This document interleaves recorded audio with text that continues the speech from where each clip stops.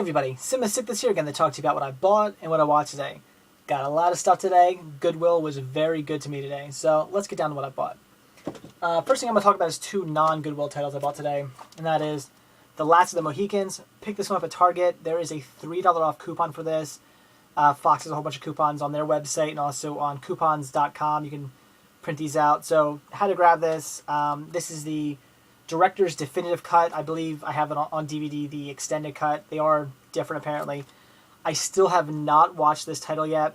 I know, every time I say that, people freak out.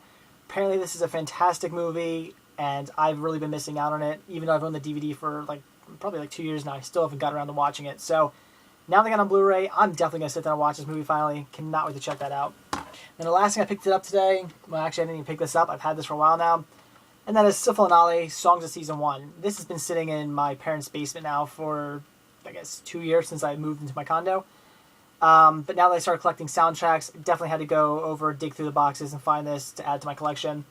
I loved this TV show. I'm not a big fan of MTV, but this show was brilliant. One of the best show, the best show MTV has ever done. Incredibly funny, just brilliant.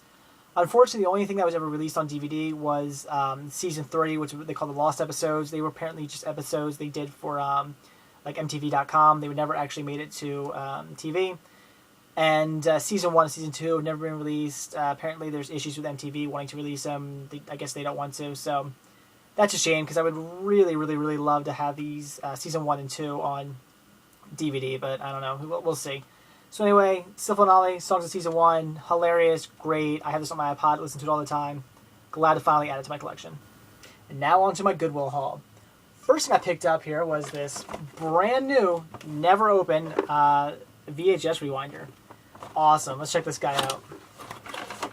Look at that. Look, still got instructions. Cord's still all wrapped up. Nice and shiny. Look at that. It's like a spaceship. Very cool. I already have a VHS rewinder. In fact, I have two, but they're old. They were my family's. I still have them all these years, so they've seen better days. So I figured, why not grab myself bright new shiny? It was only $4.97, so bright new shiny VHS rewinder. Just really wanted to get a new one because I don't know. I just figured I want a nice new slick rewinder, so I had to grab that. Then I grabbed myself one DVD, picked up Lassie. I have not seen this since I was a kid. I do remember watching this on TV when I was very young. Remember liking it. I've really wanted to pick up all the Lassie movies for a long time now. Just I never come across them for a good price. This is only $1.97, so had to grab it. Cannot wait to watch Lassie. Used to love the TV show, and like I said, do remember liking the movie, so cannot wait to watch this. Then on to the VHS I picked up. First thing I grabbed was Rising Sun, Sean Connery and Wesley Snipes together in a movie. Sounds like a winning combination. I have not seen this, know nothing about it, but had to grab that. And I got Nothing to Lose. Martin Lawrence and Tim Robbins. Again, another winning combination if you ask me. I've heard good things about this. I heard it's pretty funny, so definitely looking forward to checking that out. Then I picked up Red Sonja. I've heard bad things about this. I hear it's just so over-the-top cheeseball, which made me really want to check this one out. So, had to grab it. It cost me 10 cents. Definitely wanted to pick this one up, so can't wait to watch that. Then we got Peggy Sue Got Married. I have not seen this one. I've heard good things about it. This is another one of those movies I wanted to get on DVD for a real long time now, but just never come across it for a good price. So, grabbed it for 10 cents on VHS. Definitely look forward to watching that. Yes, I know it says, these all say 47 cents on them, but got all these for 10 cents. Then I got Paul Newman in Fort Apache, the Bronx. I have no idea. It had Paul Newman in it, so I figured that's always a good sign. In a bombed-out wasteland stands a police station, less a precinct house than a fort in hostile territory. So just that right there alone, the first sentence of the synopsis, I was like, all right, I'll check this one out. So 10 cents, had to grab that. Then I grabbed myself Rosemary's Baby. I have not seen this in forever. The reason being is because the last time I watched it, which was maybe 8 years ago, I didn't really like it all that much. I was bored by it. But my taste of movies, since when I first started collecting movies till now, has completely changed. I mean, some of the movies I used to hate back then, I absolutely love now. So definitely want to give this one a second chance. So had to buy it. Look forward to watching it again. Probably wait till October to watch this one again. But definitely look forward to giving it a second chance because I've heard great things. You know, everybody always talks about the movie like it's fantastic. And with all the reviews I've read and seen on this movie recently, it just really made me want to give it a second chance. So can't wait to watch that. And I got Mermaids. You know, Cher, Bob Hopkins, and Winona Ryder together in a film. Sounds good to me. So, don't know what this is about, but it looks interesting. This is cool. The Story of Lassie, hosted by June Lockhart, which is pretty cool. Apparently just a documentary on Lassie. I used to love the show Lassie, watched it all the time when I was a kid, so looking forward to checking that out. And I grabbed Country. I don't know, just reading the synopsis on the back, sounded interesting. You know, touchstone, so basically Disney. Sounds like a very heartwarming sort of story, so I look forward to watching that. Nerd Girl 20. What did you do? Today I was watching your video, and in your video you showed all your Disney VHS tapes and clamshells all lined up, looking beautiful. And I started thinking, wow, those do look really nice all lined up like that. And now I want to collect them all. I already have all the entire Masterpiece collection on DVD, well, mixed up between DVD and Blu-ray, and I'm definitely going to keep those. But now I'm thinking, boy, I really want to get them all on VHS as well, and just put them up on a shelf, just have them all lined up, looking all nice and neat. You know, it reminds me of being a kid. When I was a kid, I remember going to my grandmother's house, and she had every Disney movie from when I don't know, maybe from when I was 13 back. No, probably even longer, probably even past that, because got my brother too. So I would say she had every Disney movie from the first Disney cartoon on, so God knows when. And she had them all on VHS. They were all in clamshells. She had them all on a shelf. They were just beautiful looking. I mean, just so many. I remember going over there and just being so impressed by the way all of them looked on the shelf. And I used to pick through them and watch them, and it was so much fun.